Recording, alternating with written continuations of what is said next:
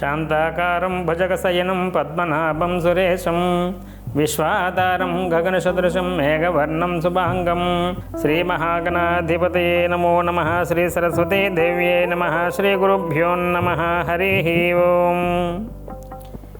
GMK TV ప్రేక్షకులకు శుభోదయం. నేటి కాలమాన విశేషాలను గమనిద్దాం. స్వస్తి శ్రీ చంద్రమాన విశ్వావసనామ సంవత్సరం ఉత్తరాయణ శిశిర ఋతువు పాల్గొన మాసం శుక్లపక్షం తేదీ 28/2/2026 శనివారం. సూర్యోదయం 6:17 సూర్యాస్తమయం 6:03 తిథి ద్వాదశి రాత్రి 8:43 వరకు. నక్షత్రం పునర్వసు ఉదయం 9:35 వరకు. వర్ధ్యం సాయంత్రం 5:14 నుండి 6:46 వరకు. దుర్ముహూర్తం ఉదయం 6:17 నుండి 7:51 వరకు. అమృత కాలం ఉదయం 7:18 నుండి 8:49 వరకు. తిరిగి మరలా రాత్రి 2:26 నుండి 3:58 వరకు. నేటి విశేషం నరసింహ ద్వాదశి, అలాగే శనివారం. ఇవాటి రోజు శ్రీ మహావిష్ణువుల్లో అవతారంలో ఒకటైనటువంటి నరసింహ అవతారం. ఇవాటి రోజు మనం నిన్నటి రోజే ఏకాదశి నాడు చిన్న బంగారం ప్రతిమ మీద నరసింహస్వామి తాలూకు ముద్ర వేయించుకొని ఆ నరసింహస్వామి బంగారు ప్రతిమతో కూడుకున్నటువంటి నరసింహస్వామిని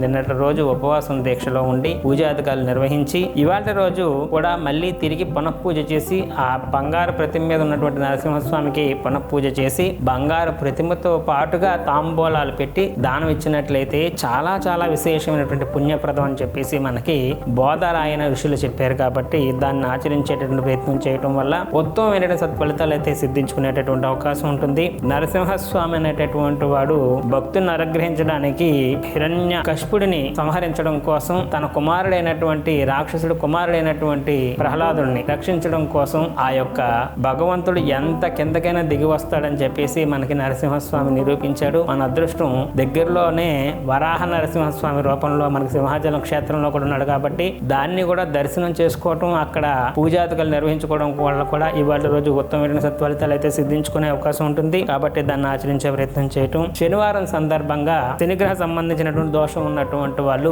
మీనరాశి, కుంభరాశి, మేషరాశి వాళ్ళు ఏలినాటి శని ఉంది. ధనుర్రాశి వాళ్ళకి అర్ధాష్టమ శని, అలాగే సింహరాశి వాళ్ళకి అష్టమ శని ఉన్నటువంటి కారణం చేత ఈ రాశుల వాళ్ళు ఎవరైతే ఉన్నారో శని సంబంధించినటువంటి దానాదికలు చేసుకోవటం, తైలాభిషేకాలు చేసుకోవటం, శనికి సంబంధించిన హోమాలు కూడా చేసుకోవటం వల్ల ఉత్తమ ఫలితాలు అయితే సిద్ధించుకోవచ్చు. అలాగే బ్రాహ్మణోత్తములకు తిలలు నువ్వులు దానం చేయటం, దేవాలయంలో దీపారాధన నిమిత్తం నూనె దానంగా ఇవ్వటం వల్ల కూడా విశేష సత్ఫలితాలు సిద్ధించుకునే అవకాశం ఉంటుంది. ఎక్కడైనా అన్నదానాలు జరిగినట్లయితే అన్నదానంలో నూనె ఇవ్వడం వల్ల కూడా శని సంబంధించిన దోష నివారణకి చాలా చక్కగా పనిచేస్తుంది. ఆవుకి నువ్వులు బెల్లం కలిపినటువంటిది చిమ్మిల్లాగా చేసి చిన్న ఒక ఉండలాగా చేసి గోవుకి పెట్టినట్లయితే కూడా శని సంబంధించిన దోష నివారణకు చాలా చక్కగా చెప్పబడుతుంది. అలాగే మనకు ఎక్కడైనా సరే దేవాలయంలో గట అందుబాటులో లేనటువంటి వాళ్ళు మన ఇంట్లోనే నువ్వులు కానీ నువ్వుల పప్పు కానీ చిన్న బెల్లం కానీ పంచదార కానీ కలిపి దాన్ని ఒక చెంచాడు చీమల పొట్ల దగ్గర మట్టి జాగాల్లో వేసినా కూడా శని సంబంధించిన దోష నివారణ చాలా చాలా చక్కనైనట్టుగా చెప్పబడుతుంది. కాబట్టి వాటిని ఆచరించే ప్రయత్నం చేయటం. రేపటి కాలమానంలో త్రయోదశి ఆదివారం సందర్భంగా చేసుకోవాల్సిన విధి విధానాల కోసం రేపటి కాలమానంలో తెలుసుకునే ప్రయత్నం చేద్దాం. హరి ఓం తత్సత్ బ్రహ్మ అర్పణమస్తు. సర్వం శ్రీ ఉమా మహేశ్వర అర్పణమస్తు. స్వస్తి. జ్యోతిష సలహాలకై సంప్రదించండి కోమలాపల్లి చౌడేశ్వరి నందన్ శర్మ, ప్రముఖ జ్యోతిష సిద్ధాంతి, ఆధ్యాత్మికవేత్త. శ్రీ చౌడేశ్వరి జ్యోతిషాలయం, చినరాజుపేట, అనకాపల్లి. Phone number 8500267002.